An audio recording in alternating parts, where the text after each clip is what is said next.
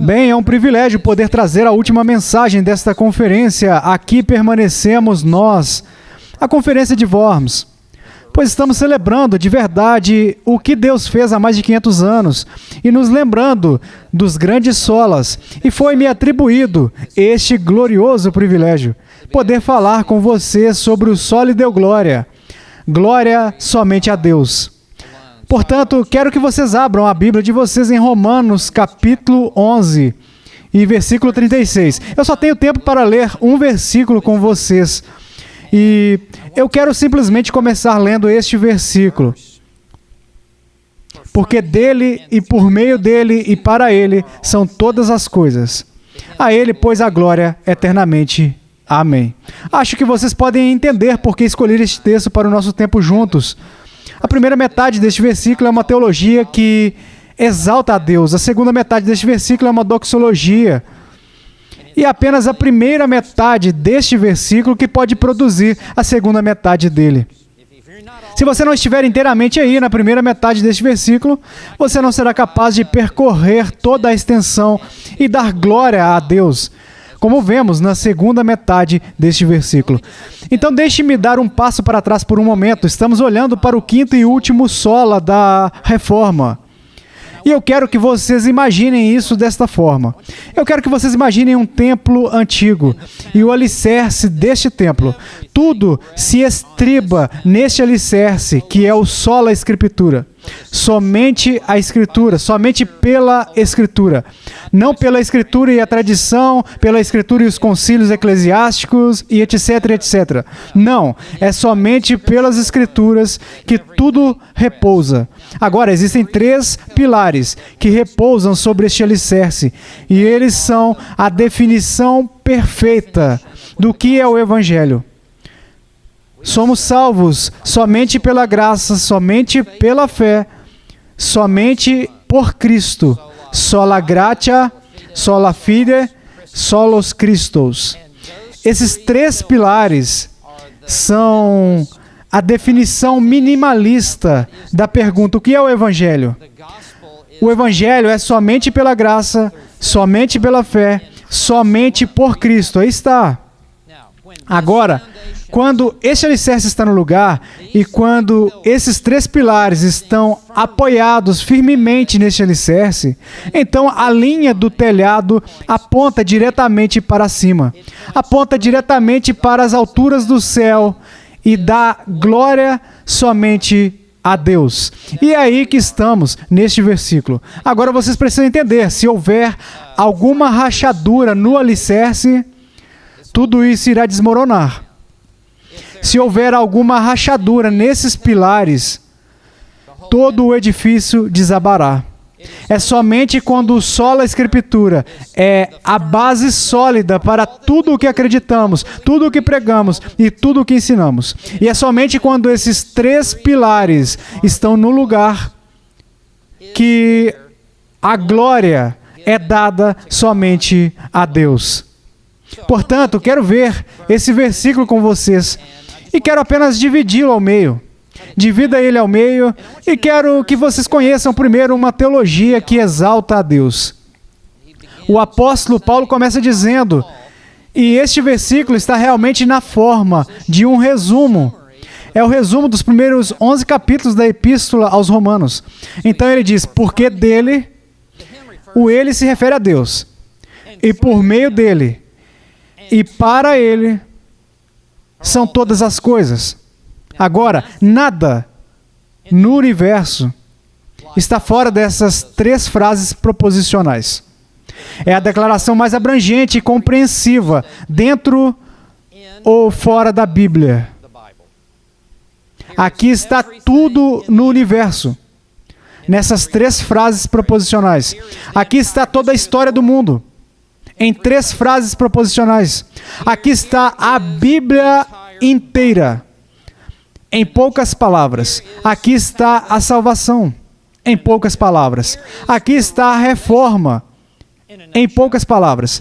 Aqui está virtualmente toda uma teologia sistemática, o corpo inteiro da divindade, nessas 3 frases proposicionais.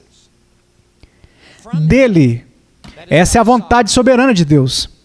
Por meio dele, essa é a atividade soberana de Deus. E para ele, é a glória soberana de Deus. Dele significa que Deus é o arquiteto e o principal projetista de tudo o que acontece. Por meio dele, significa que ele é o administrador ativo, que realiza tudo o que ele predestinou desde antes da fundação do mundo. E para ele, significa que Deus é a razão de tudo o que acontece. É tudo para a sua glória. Agora, vamos tentar colocar rapidamente as nossas mãos ao redor disso, na vastidão dessas 3 frases proposicionais. Isso é real. E quero que vocês pensem comigo agora em 3 tópicos. Isso é real. Essas 3 frases proposicionais, isso é real na criação. É real na história e na providência. E é real na salvação. Vamos começar com a criação. Por meio dele, são todas as coisas. Quem pode contestar isso no que se refere à criação? Deus é o Criador de todo o universo. Deus é o Criador de toda a vida humana. Deus é o Criador de tudo o que existe. Gênesis 1, versículo 1, no princípio criou Deus os céus e a terra. Versículo 3, haja luz e houve luz. Deus acabou de trazer tudo à existência, do nada. E foi tudo segundo o projeto anterior de Deus, já que ele projetou perfeitamente todo o sistema solar e o planeta em que vivemos, exatamente onde as montanhas estariam, exatamente onde estariam as linhas costeiras, exatamente onde os rios fluiriam. Deus projetou tudo, todos os planetas no espaço sideral e a rotação dos planetas. Foi tudo Deus. Não existe nada que exista, mas que Deus é o seu Criador. Ele é o Criador incriado de tudo o que existe.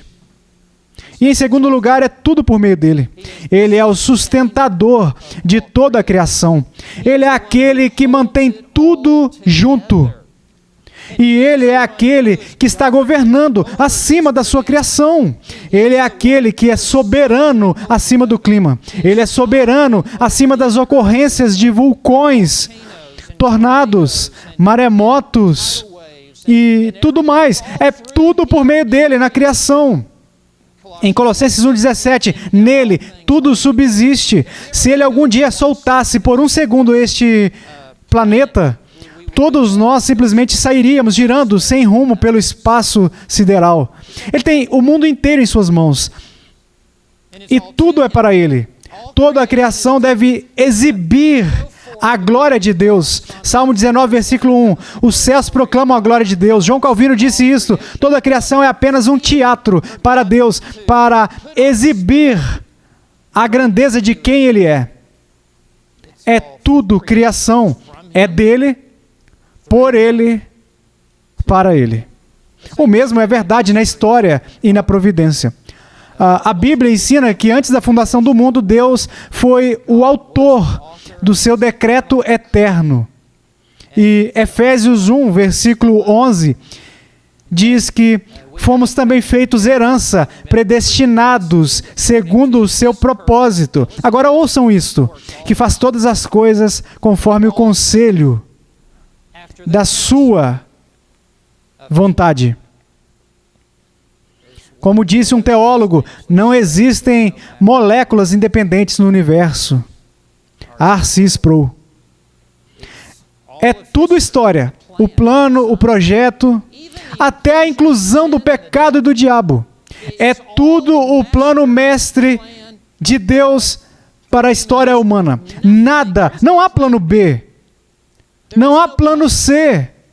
Existe apenas o plano A imutável de Deus, desde a eternidade passada. No gênio infinito de Deus, Ele planejou tudo. É tudo dele. E é tudo por meio dele. Ele é aquele que conduziu a história ao longo, de geração em geração. Ele é aquele que levanta reis e derruba outros. Ele é aquele que estabeleceu os limites para as nações. Ele é quem está supervisionando os assuntos da providência. Não existe sorte ou azar. Essas são imaginações estúpidas e religiosas e vãs. Acidentes não existem. Não existe karma. Não existe algo que está simplesmente acontecendo. Não, está tudo caminhando de acordo com o plano. É tudo por meio dele. E tudo é para ele. Tudo isso na história e na providência é para mostrar a grandeza de quem é ele. Portanto, quando você considera a criação, a história e a providência, quando você as reúne, Deus não apenas montou o palco para a história humana, mas também escreveu o roteiro da história humana. E Deus é o único diretor da história humana. E Deus está executando a história que Ele escreveu há muito tempo. Mas não é apenas real na criação, bem como na história e na providência. Também é real na salvação. É tudo dele. Tudo. O plano de salvação, o Evangelho,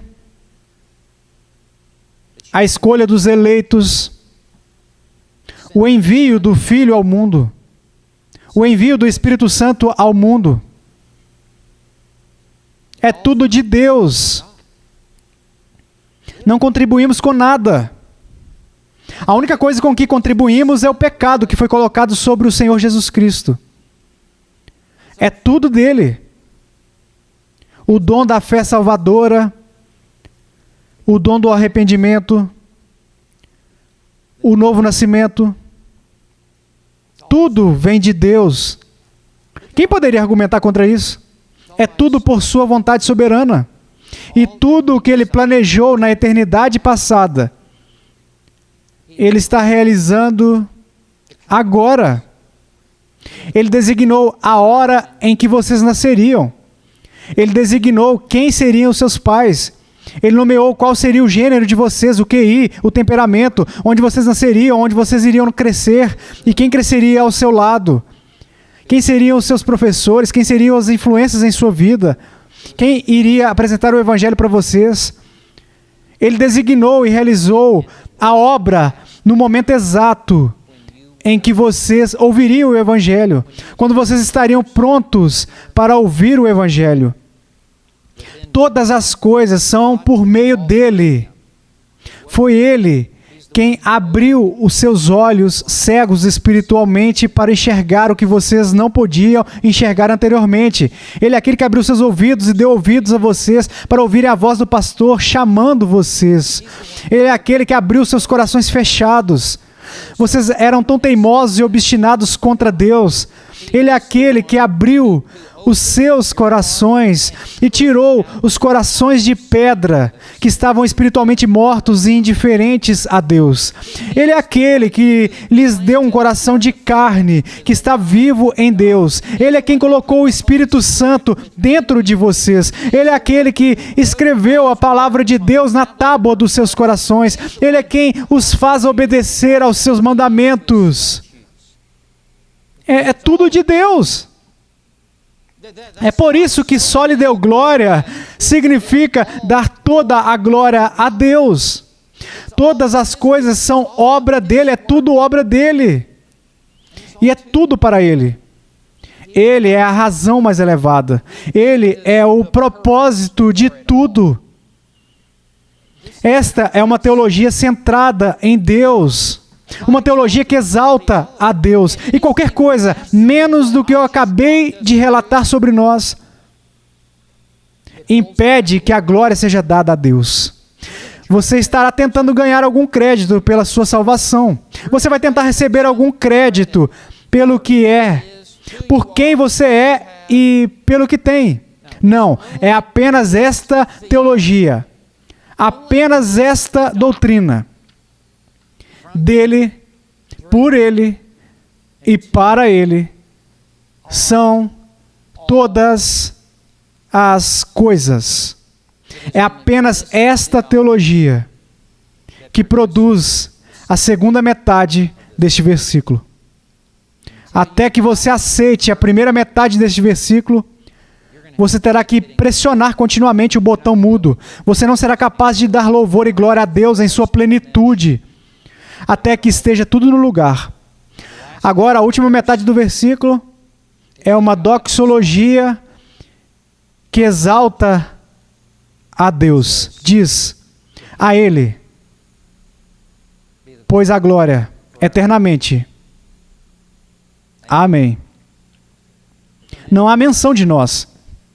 Não estamos nos dando tapinhas nas costas. Não estamos dividindo os holofotes. Isso não é um dueto. Este é Deus e somente Deus. A Ele. Ele se refere a Deus. É tudo de Deus. A glória. Agora, na Bíblia, a glória é mencionada de duas maneiras.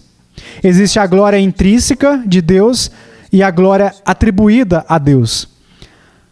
A glória intrínseca de Deus é a glória de seu ser, a glória de sua pessoa, é a soma de todos os seus atributos, é a santidade de Deus, a soberania de Deus, a imutabilidade de Deus, a veracidade de Deus, o poder, a onisciência, a misericórdia, a graça, o amor, a ira. Essa é a glória intrínseca de Deus. E Deus é quem Ele é, desde a eternidade passada até a eternidade futura. Ele é o Deus que foi, que é, que será para sempre. De eternidade a eternidade, Tu és Deus. Deus nunca cresce em sua glória intrínseca. Deus nunca diminui em sua glória intrínseca.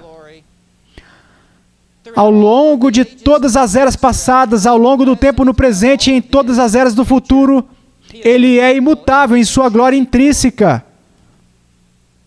Então, há a glória atribuída a Deus, que é a glória que damos a Deus. É o louvor e a adoração. E devemos dar glória a Deus e a honra que é devida ao seu nome.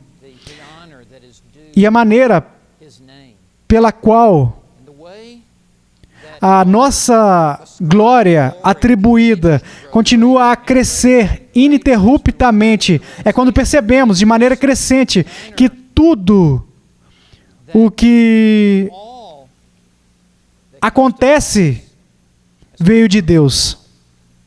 Mesmo os 4 solas anteriores vieram de Deus. A Escritura veio de Deus. A graça veio de Deus. A fé vem de Deus. Até mesmo o envio de Cristo a este mundo partiu de Deus.